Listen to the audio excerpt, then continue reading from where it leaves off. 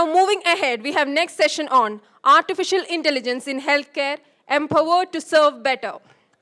Artificial intelligence and machine learning solutions are transforming the way healthcare is being delivered. Artificial intelligence technologies are well suited to analyze this data and uncover patterns and insights that humans could not find on their own. With deep learning from artificial intelligence, healthcare organizations can use algorithms to make them right clinical decisions and improve the quality of the experiences they provide. So we have our next speaker for the session. Dr. Aniruddha Pant, founder, Deep Tech, Squared IoT Private Limited, AlgoAnalytics, One Stop AI Shop, and Deep Tech Radiology. Sir has more than 19 years of experience in application of machine learning to various domains like healthcare, finance. Sir has expertise in machine learning, optimization, and control theory, and he created an algorithm for supporting vector missions to optimize the decision making. We are privileged to have one more speaker for the session, Dr. Ketan Koticha, Dean, Faculty of Engineering, Symbiosis International University, Director, Symbiosis Institute of Technology. Dr. Ketan Koticha served as the Vice Chancellor at Parul University, Vadodara. Sir has various prestigious transnational projects under him. He is the recipient of numerous grants, including Scheme for Promotion of Academic and Research Collaboration Project in Artificial Intelligence from Government of India, a researcher, teacher of deep learning. We welcome the speaker to the dais. Now I request Aniruddha sir to start the session. Okay, thank you. Thank you so much for inviting me, Dr. Koticha. So today, essentially, I will talk mainly about the kind of work we have done at AlgoAnalytics and some other startups which I have been part of.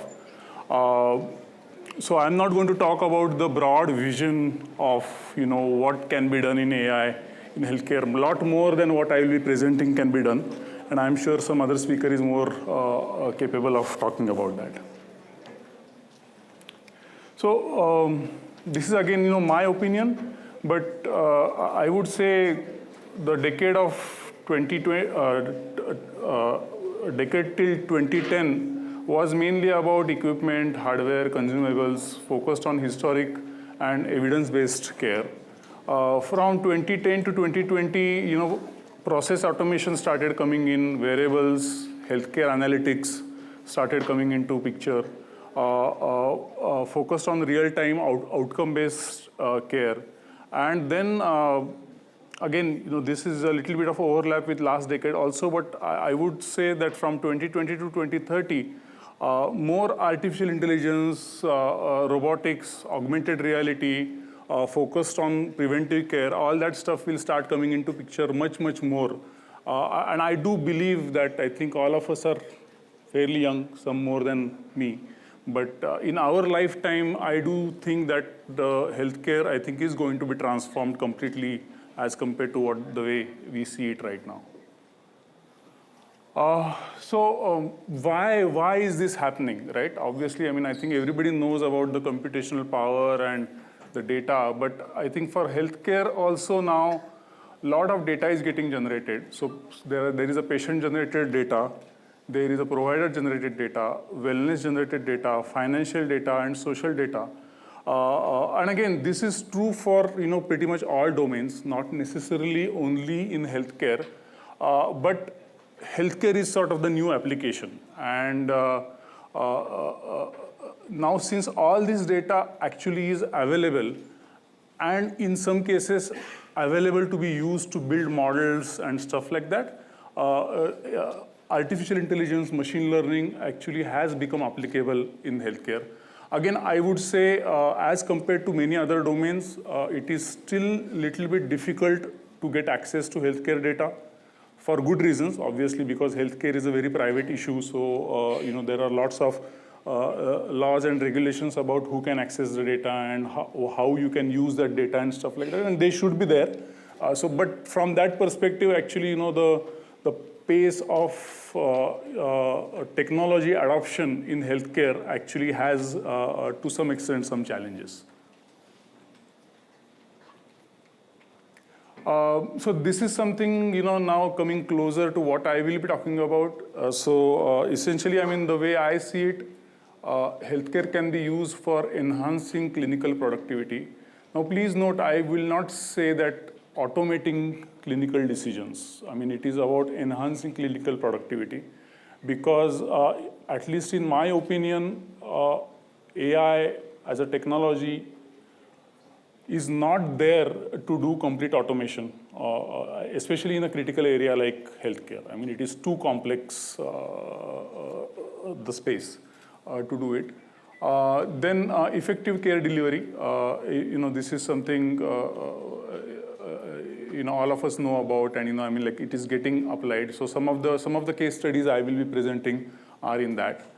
And then other thing where actually it can be applied a lot, and I think this is a space where I think it will get adopted much faster because this is a space where, I mean, like things the process of healthcare provision becoming more efficient. And generally what happens is the organizations and the people who are the interested parties, they usually, nobody has objections to this stuff. Now, enhanced clinical productivity sometimes actually, we have seen in our work that doctors sometimes are against that for whatever reason. I mean, like some reasons are correct reasons, some reasons are incorrect reasons also. But, I mean, like when now, if you're talking about the decisions getting automated on the radiology images. I mean, obviously, and the radiologist is not an AI expert, so that radiologist doesn't understand that the AI is not there to replace you, but to assist you. So then there can be a sort of, sort of a fight against the people who need to adopt it. And, that also puts some constraints in terms of, what adoption can happen. And this is where I think institute like Symbiosis has a lot to offer because, Symbiosis Institute is where, so many different departments are actually sitting in the campus next to each other. And it is likely that, I mean, the Symbiosis Healthcare will trust the Symbiosis Engineering much more as compared to a random other hospital. And through that, actually, close collaboration and sort of, much more faster implementation of these new technologies like AI in healthcare can definitely happen, and Symbiosis can definitely spearhead that activity. So this is something, it's sort of a, it showcases the patient journey, so patient coming in for checking and then, eventually everything happening and then patient getting discharged.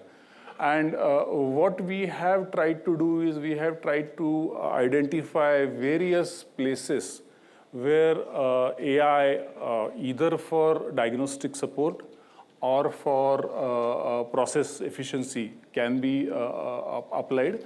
And many of those things actually, we do have some solutions which actually, provide that as well. So for example, patient sort of, comes in, right? I mean, then speech-to-text technology can be used to generate an EMR. Vocal biomarkers can be used to understand if the patient actually, is doing well or not. Then speech-to-text to generate the prescription if there is a quick sort of a drug prescription that is happening. Patient, like if the patient needs to be admitted to the hospital, then KYC, ID verification, auto-filling of the forms, this can happen automatically as well.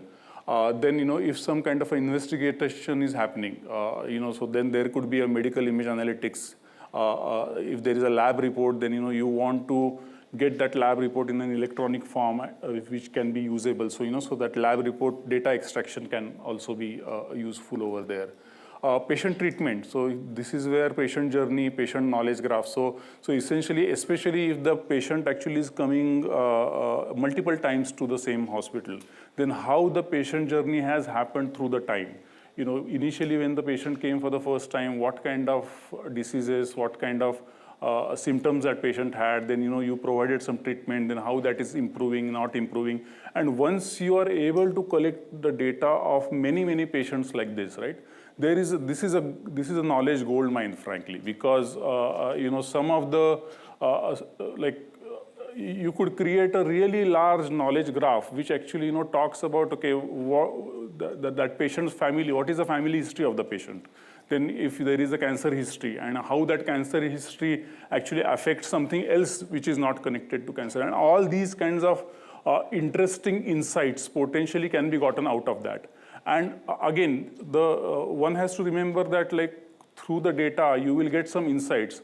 But those insights have to be verified by the experts, because the statistical methods or machine learning methods, they are not intelligent on their own. They actually will give out some of the false positive relationships also. So some relations which are spurious, and they are just because of the statistical nature of the data, they will give those out.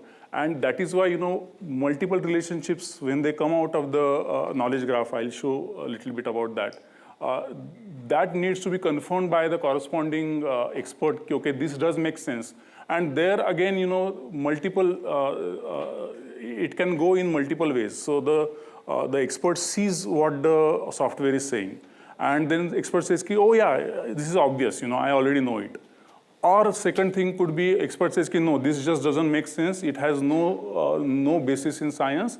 It is actually just a statistical anomaly which is happening.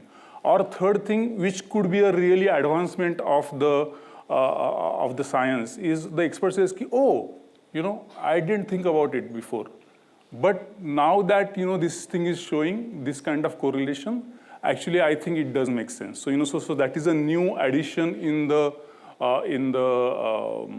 science or application of the science that has happened because of the data analytics. And we hope that more and more such things happen, and they can only happen if data scientists work in close collaboration with domain experts. I mean, it cannot be one against the other, but it has to be both together. So patient monitoring, patient condition monitoring, and then again, there are these critical condition predictions or sepsis prediction algorithms which are there, and we have looked into those as well. Again, especially in Indian hospitals and maybe outside India also, patient discharge, creating a discharge summary does usually tend to be a very strenuous process, because what happens is you are told that, okay, you can get discharged in the morning. And by the time the patient, all the processes happen, it becomes the end of the day. And that is frankly a loss of revenue for the hospital also, because that room gets occupied and potentially the patient is not going to pay for that particular room. So, so putting a productive process over there is useful. And this is something which we have created. Based on the various reports that have been generated through the journey, we can create a discharge summary in an automatic way as well. Then healthcare assistant chatbot, have you taken the medicine? Have you done your exercise? If not, whatever, those things also can be done. And then this is something not that much applicable to Indian setting, but patient readmission prediction. So this is something which is very, very critical for US hospitals, because there what happens is within a certain amount of time, let's say within 60 days, if the patient gets readmitted for the same thing that previously she was discharged, the insurance company doesn't pay the hospital, because essentially you did a wrong thing by discharging in the last time itself. So so predicting that patient readmission becomes an important task. So these are various things which we have done over the years in the healthcare setting. How long do I have, by the way, and how long have I taken so far? 12:10, and what is the time right now? I have till 12:10. Okay, that's good. So I have almost finished my presentation now. I mean, I will not talk about much of the stuff, but this is just gives you more details about the things which I talked about. Lab report parsing, information extraction approach. Then this is something which we have created, and many times actually still a lot of data is in the PDF form or scanned reports and stuff like that. So making that into a digital form. Then medical term extraction. So this is actually the first step. This is something which we did for NHS hospital, and Dr. Urvi Shukla actually, we collaborated with her for this and the next project, and she's with your hospital. This is where we have created system which actually tracks how the patient journey has happened over a period of time through the hospital, and then actually create a more detailed database and what were the signs and symptoms at various points of time and how to use that for further decision-making, decision support. I'll just skip that. Or 12:20. Okay, but still I would like to give maybe 7-8 minutes for discussions. Another, again, this is not healthcare directly, but we are working with a pharma company, pharma consulting company actually, which sort of monitors the social network and the news and stuff like that to understand what is being talked about a particular drug in the by influencers in the social media and things like that. So that is a different type of AI application, I would say. Another thing, again, we worked with Dr. Urvi Shukla on this is a patient conditioning prediction early warning system, where I think, yeah. So all of us, I think people who work in ICU know that actually the news is one of the systems that is used to decide how critical the patient is and likely to get. But it does tend to give lots of false positives. I think false positives, if I'm not mistaken. So the NHS hospital wanted to actually try and create some other machine learning based system to try and see if we can reduce those false positives. And with help of Dr. Urvi Shukla, we could come up with something which actually worked a bit better than the news. Predicting mortality, again, this is done, I believe this was done by one of another medical consultants at AlgoAnalytics, Dr. Sharda Bapat, while she was also consulting with Ruby Hall. So this is with a Ruby Hall critical care unit data. And again, the idea was there are these mortality prediction models like SAPS model and Apache models. And we tried to create one machine learning based model also and sort of compare how it compares with those traditional models.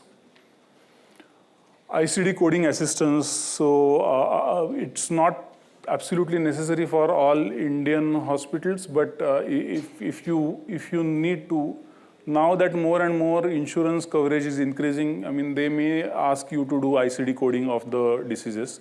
And then you can do an automated system for doing ICD predictions from all the reports which are available as well.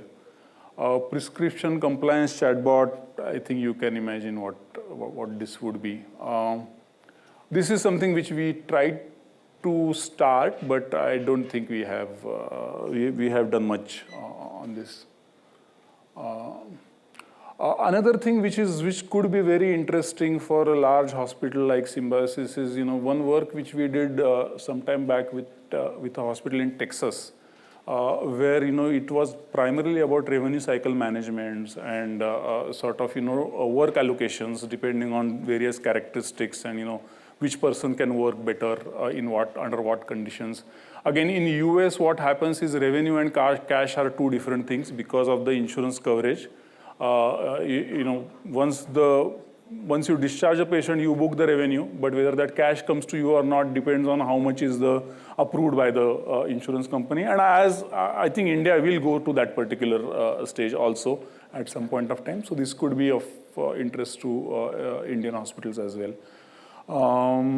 Predicting length of stay, this, depending on how busy the hospital is, it could be of interest to predict. So that helps you to allocate the resources depending on how long a particular patient is likely to be in a critical care unit or something like that.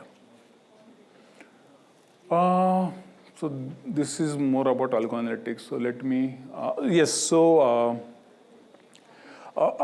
again, now, last maybe 3-4 minutes, I'm going to talk about, something sort of against AI and, how we machine learning guys and data scientists are responsible for something like this, right? Like you always see these kinds of things. Google, this is an old slide actually, Google DeepMind AI beats doctors in breast cancer screening stuff. But this is all bullshit. I mean, like, these are all like extremely controlled experiments with a given data set, and, see, basically data set from one hospital, you train it on that hospital, and you predict it on the same hospital ka data set, and then, you ask the experts to, and in such controlled experiments, AI really can do a better job than a human being. But the reality is not controlled. I mean, like, you train a machine learning model from the images in one hospital, apply it on the images on the second hospital, and it will give complete rubbish results. I mean, it just unimaginably rubbish results are given out of that. And data scientists, machine learning guys need to understand that and sort of, work so that it is, first of all, it doesn't happen.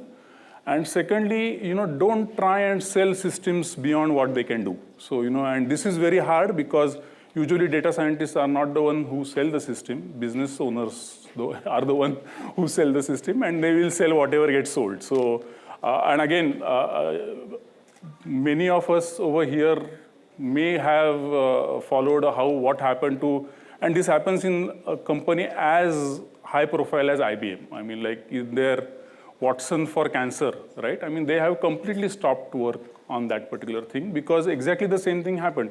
Whatever Watson is a great system, but whatever it could do, it was sold as much more than what it can do, and then it backfires. And hospital actually, then there was like a couple of years back, there was some hospital sued IBM, and then all that mess sort of happened, right?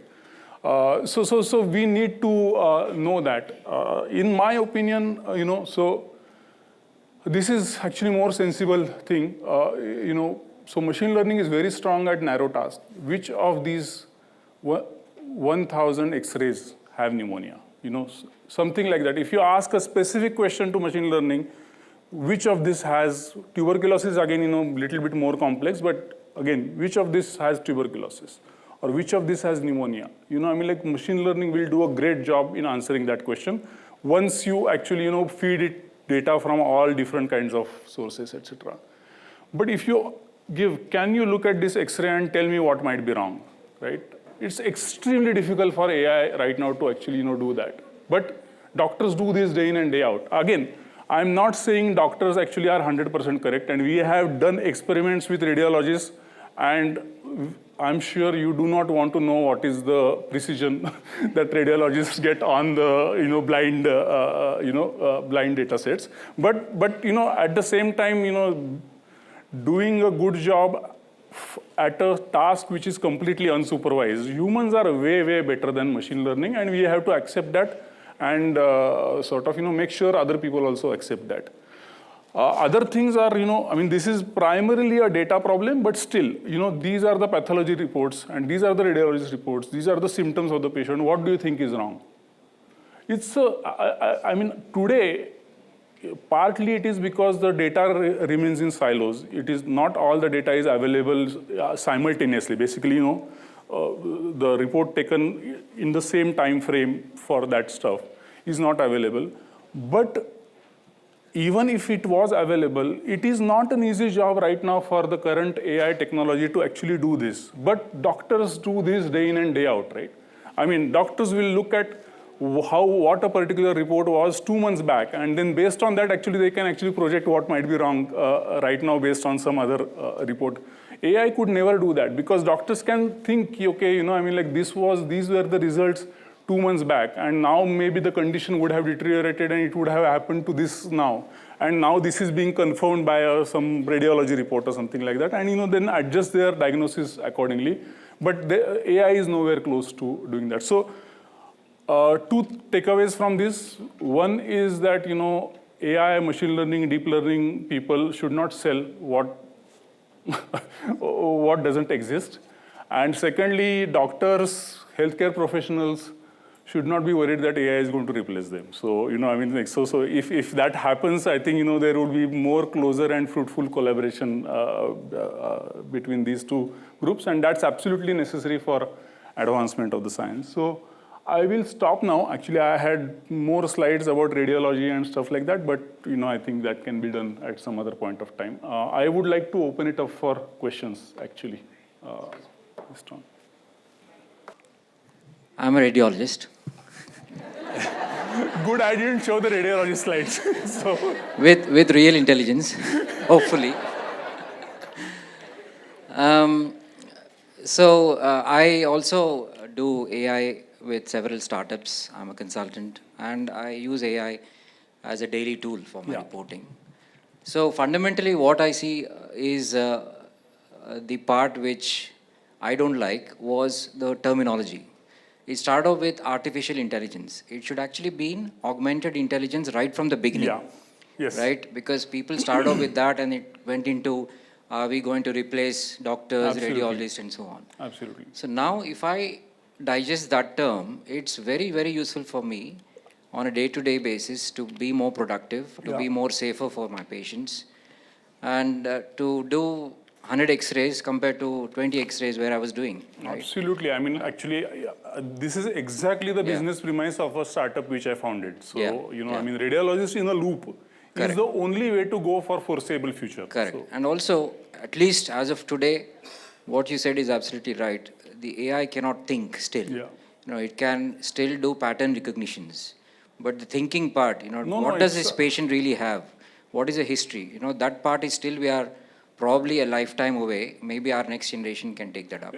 yeah, that's a very hard thing to judge. I mean, I wouldn't make that comment, but I can say this, that all AI right now is essentially, I mean, like for the technical people over here, is the same as regression. I mean, it is basically, you have a data, you have an output, and it learns what kind of stuff here means this particular output. So if your data is bad, I mean, like it's not going to be able to do it. So now there are talks about general intelligence and all that kind of stuff happening. Whether it will happen in our lifetime, 10 years, 20 years or not, I mean, I don't really know. But it definitely needs a new scientific breakthrough for the AI to actually think. Right now AI doesn't think for sure. So no matter what anybody else says. So, sorry, somebody had, yeah. One thing which I'm from diagnostic, I'm Dr. Deshpande. Basically, when we look at the AI, one thing is, particularly in diagnostics, this term is loosely used. Let me be honest, people are confusing automation with AI. Okay, so that is not the thing to be used, that's what I feel. And people are using it, that we are using AI. People are not using AI actually. They are using automation. Because why I'm saying this, if we have to reach the stage of AI, all our reporting is right now is very heterogeneous. So to provide data to AI software, we need to first standardize all the data. Yeah. Standardizing the format of data. Yeah. Look, today if Symbiosis reports in some way, the other hospital or the institute reports in different way. And that is too confusing for the, I think, AI for that matter. Yeah, so standardizing the data would be a first step in correct. any national. So some of the work, I mean, sorry, I went very fast on that, but some of the work actually I presented actually talks about that. So basically whatever that named entity recognition kind of work, right? So what it does is like it looks at the reports and it actually identifies key things from there. So what pathology is presented, what medicine is presented. So, first it will identify what is a pathology, what is a medicine, and then, actually it will create a metadata associated with that particular document. And then that can create into a feature vector and which can be eventually used for machine learning. So, yeah, and another thing is I personally don't like to use the term AI. In my opinion, better term is machine learning. Machine learning, correct. That's thanks. Any other questions, anyone? Yes. You can shout, maybe. So, I think one of the aspect where this is going to be very helpful is type 1 diabetes. I think I attended a seminar in which some people have totally automated insulin doses. Yeah. Depending on, because type 2 is very, very difficult to predict, but type 1 diabetes is where this machine learning is really coming up. And second, on a little hilarious note, I don't think we doctors are really scared that AI is going to replace us. And I'll give you an example. I'm a gynecologist, and this Israel-based startup came to us. They gave us a device. They said, why don't you just try it out? And it was device to monitor the fetal heart. And they said, what we are trying to do is we are going to give this device to the patients, and our automation will tell the patient when to come to a doctor based on the fetal heart. So the first thing I did was laugh, because this is not the only thing that matters. Yeah. So we are not scared, but yes, it has tremendous. I'm a techno, what do you call, enthusiast. Yeah. So I really like to know more about how it can help us. Yes, yes, So- absolutely. And I think, I do feel that more medical professionals, trained medical professionals actually, come in AI. I think it would be very helpful for AI, because the other way around is very difficult. So frankly, actually, medical professionals will find it easier to understand what AI is and, work with data scientists rather than data scientists becoming medical professionals. So that definitely will help. Hello, good morning. I am basically pulmonologist, and I have also completed my LLB. Now, what I wanted to ask you is that I wanted to join the two branches, medico-legal. Now, my question is, lots of doctors, they're having a problem with their prescriptions. They know everything, MCI guidelines are there that how a prescription should be given, but still it's not given in that way. So is there anything going on in that aspect? Suppose a doctor gives a prescription, that prescription is being put in AI analysis, and something is we have a lot of data in the background, and then we intimate the doctor that these are the things which are to be put in the prescription, and some changes and how things can be like. We give some drug name Augmentin. As per the MCI guidelines, it should be amoxicillin plus clavulanic acid. Now, suppose that also comes as a prescription wise, and then So that becomes easy for the doctor to go ahead. Correct. So we actually did create a prescription generation tool exactly doing what you are suggesting. And it is possible to do. And I don't think technologically it is very difficult. There must be a few companies in India who are actually doing that, and some people are using it. Frankly, actually, many times what happens is it is extremely, one thing is technology, but other thing is commercialization. So who pays for it? I mean, you as a doctor, are you ready to pay per prescription 10 rupees extra to do it in that particular way? That is one thing. And second thing is also to use that tool, you may have to change the way you do prescriptions to some extent. And that actually is extremely difficult. So, changing habits of a person who is a successful and, knowledgeable and intelligent person, and you say, okay, whatever you have been doing, now you change it a little bit and do it in this particular way, it becomes very difficult to adopt. So, so that it's actually, commercialization is a very different story altogether. Yeah, you have been wanting to talk, but you are far away from the mic. So if you can shout, I can. So.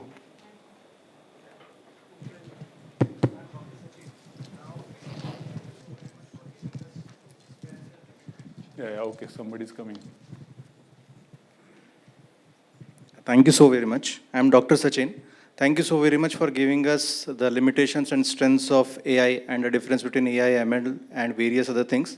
It is not a question, it's more of a rhetoric. Now, most of the, I would use the word ML and digitization is targeted towards process improvement and efficiency optimization. Oncology was one you spoke about IBM Watson. I was with Manipal when we integrated that into our systems. And yes, they promised a lot, they delivered very less. Yeah. That's how it failed. Now, are there any patient-centered clinical outcome delivery tools which AI is working upon? Sorry, is that a question for me? Yes.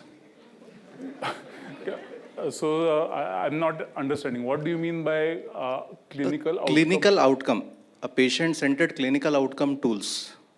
Now, all of this was process-oriented, efficiency improvement tools. No, I mean, Watson is a clinical outcome tool, right? It just didn't do a good job at it. Absolutely, yeah. So for the radiology, like imaging software, which actually looks at an X-ray and says that this is wrong with that particular X-ray, is a clinical outcome tool. So, I mean, I didn't understand what exactly you mean Any by- any other, like again, from apart from hemato-oncology and oncology cancer, we don't find anything else. Like even with Fitbits and various other wearables, you have data, but you do not know what to do with the data. Yeah, so that is, I think, there is still a little bit of time for that. I think in next 5 to 10 years it will happen. Because right now, if I want to actually access a large amount of diverse data from Fitbit and then reports and everything, as a AI company, I can't do it. Because the data is in silos owned by different companies or people, and I have no access to it. So I can't correlate the different stuff for the data. And that is where I mentioned that actually Symbiosis being this institute where everything is actually within one microcosm. So you could actually start doing that in a much better way. So you could sort of ask patients, you could give patients Fitbit, for example, while they are here. And then that Fitbit data and then their clinical reports and all that kind of stuff that can be correlated at least for the duration while they are around here, right? So, so something, again, whether this will be done, again, who will pay for it, with implementation stuff is a very different thing. But in theory, all these things are possible. But they are not necessarily possible for a company like me, because if I want to access data of a patient from Fitbit, and at the same time, what are the clinical reports of that patient, I just don't have access to that data. So I can't correlate. Okay, thank you. Thank you, sir. So I don't know how we are doing on time. Yes, sir. So, Due yeah. to lack of time, we need to end Yeah. the question and answers right now. Thank you, sir, for such an informative and delightful session. I would like to request Dr. Ketan Koticha to share his thoughts on his given session. Please, sir. Let me sit over there so I can see you. So I think I have exactly 2 minutes. First of all, good afternoon, everyone. Thanks, Dr. Pant, for very enlightening session, and particularly I like being an engineer, because I think we only 2 people are engineers in the entire crowd today, accepting the fact that AI won't replace the doctors, because otherwise engineers keep on claiming that they will replace the doctors. But at the same time, I would like to add to that the doctors like him who is using AI will definitely compete more with the others, those who are not using. So definitely have a tie-up, learn something AI as well, so that I think you will do better. Important thing also he told about bias, which AI is having, because it's always, AI works in a very limited domain. In generalized way, it never works, and it means common sense is missing. Which is very uncommon, but it is very much missing in AI algorithms, and that's what AI will never again replace the doctors. So the opportunities are there. I would say ample of opportunities, particularly in our country where number of doctors required are very huge in number compared to available. According to the one of the report I was reading, it is half right now compared to what is expected, and population is growing exponentially, so that growth is to be matched. In that scenario, I think marry with engineers like us who know AI will be definitely helpful, and that's the goal of Symbiosis as well, where here Engineering Institute and Medical Institute is in close vicinity, where we would like that we learn something from healthcare and we apply AI in that. So with that, I'll conclude, but one more thing, which is also a negative, if you trust AI and AI algorithm for diagnosis and all, which I can tell my personal experience, when I was admitted in the same hospital as a COVID patient, I think 50% recovery was because of, I think, Dr. Nataraj and Dr. Ratra. Once they visited me and told me that you are eating well, you are sleeping well, physically you are okay, nothing to worry. So that was a 50% cure, and that AI will never reach to. Thank you very much. Now I request Dr. Ketan Koticha to felicitate Mr. Aniruddha Pant. Thank you.